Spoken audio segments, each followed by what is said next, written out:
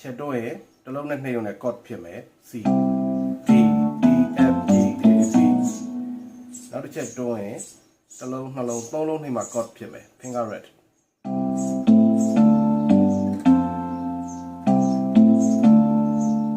ဒါအတိုးကြီး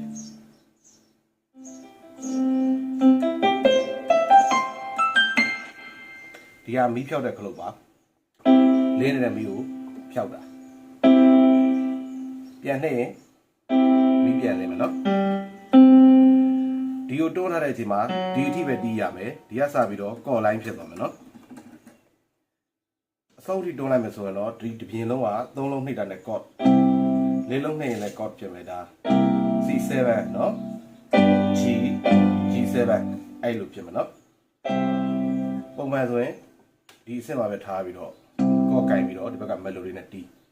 ဒါ drum ဒါလေးကိုနှိပ်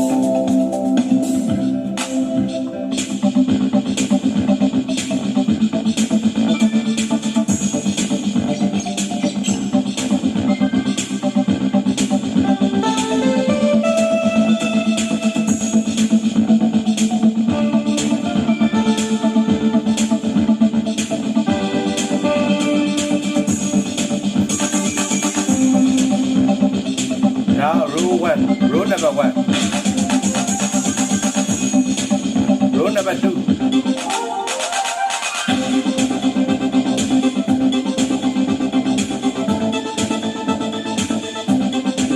ဒါ intro ရင်ဝင်လာတော့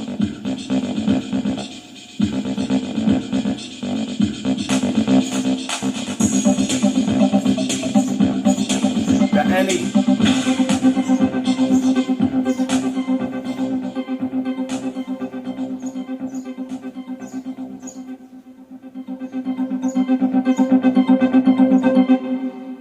อันนี้သူ့ဘာသူရက်ပေးသွားမယ်နော်ကိုယ်တိုင်ရက်ချင်ဒါလေးနဲ့ရက်ပြီးတော့ဒီဟာလေးပြန်နှိပ် synchronize ခလုတ်အဲ့ဒါလေးနှိပ်ပြီးတော့ chord ပြန်ကင်လိုက်ရင်ဒါနဲ့ပြန်ထွက်လာဒါအနည်းငယ်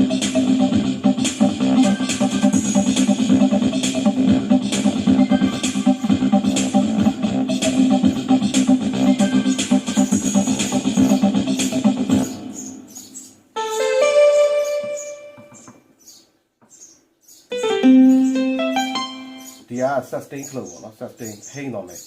room hall stage ဒါဆိုအတန်ပြန်ဒါဆိုရင်နည်းနည်းလေးအတန်ဟိမ့်မယ်နောက်တစ်ချက်ဟိုဟိမ့်တော့မယ်နော်နောက်တစ်ချက်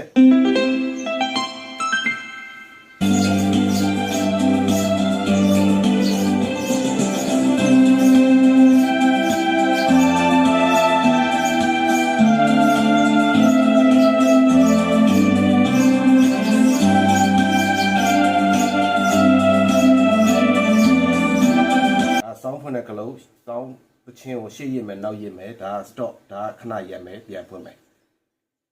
တင်းနှစ်သုံးလေးနဲ့ဒါကိုနှိပ်ရင်စောင်းကိုဒီကလုတ်နဲ့ရွေဒီကလုတ်ကိုနှိပ်မယ်ဆိုရင် style ကလုတ်ကိုနှိပ်မယ်ဆိုရင်ဒီတင်းနှစ်သုံးလေးနဲ့ style drum တွေပြောင်းပါဒ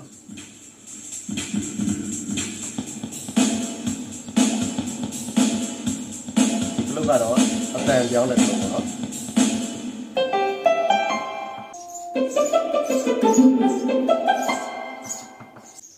ဒါ transport ပါ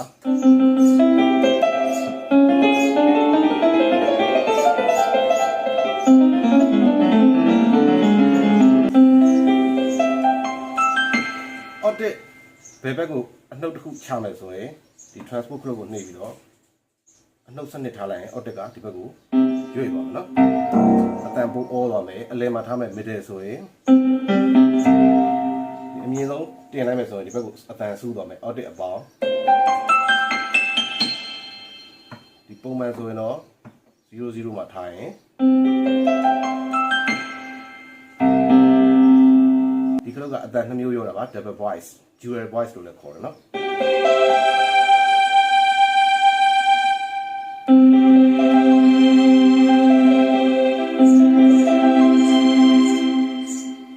ဒီကတော့ lesson 1 2 3ပါ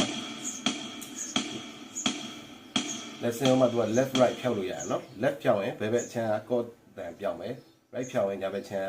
က melody တွေပြောက်မယ်နော် demonstration ခလုတ်ပါ demo ခလုတ်လို့လည်းခေါ်ပါတယ်